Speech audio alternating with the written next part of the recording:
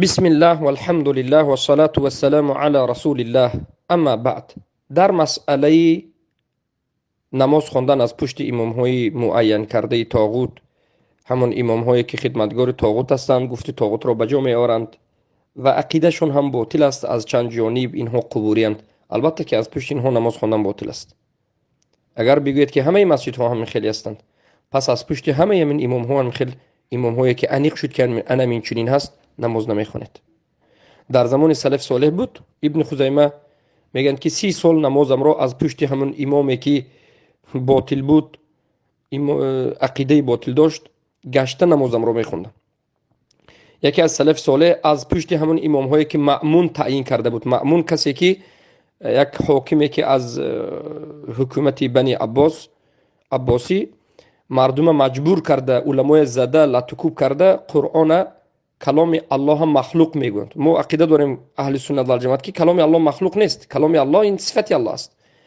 لیکن اون حاکم کلام الله مخلوق میگفت، علما اینو تکفیر کرده بودند. این معروف است که اجماع سلف در مسئله تکفیری کلام الله.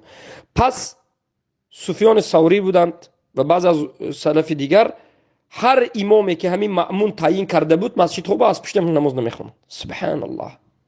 امروز این طاغوت‌های پادشاه‌های طاغوتی که امام تعیین میکند، شاگردای خودشه، طاغوت پرستای خودشه، از پشت اینا این باب اولا خونده نمیشد.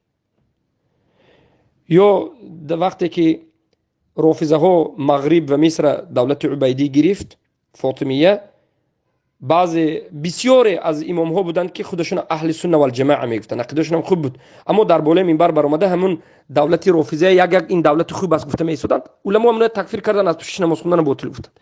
و این چیز بود، این چیز نو پیدا نشد و این چیز از اول بود. و این عقیده اهل سنت و الجماعت است که از پشت امام نماز خونده میشد که کفر بواح، عقیده باطل نداشته باشد و طاغوت پرست نباشد و ضد مسلمان های قرآن و سنت نباشد.